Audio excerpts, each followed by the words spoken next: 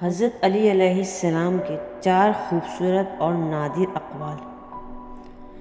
آپ ارشاد فرماتے ہیں کہ عاقل کا سینہ اس کے راز کا صندوق ہے اور زندہ دلی محبت کا پھندہ ہے، بردباری عیبوں کا مدفن ہے۔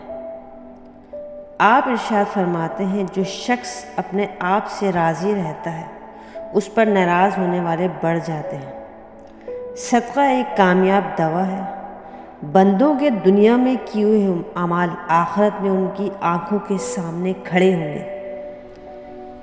حضرت علی علیہ السلام ارشاد فرماتے ہیں یہ انسان کیسا عجیب ہے جو چربی سے دیکھتا ہے، گوشت کے ٹکڑے سے باتیں کرتا ہے، ہڈی سے سنتا ہے اور ایک سوراخ سے سانس لیتا ہے۔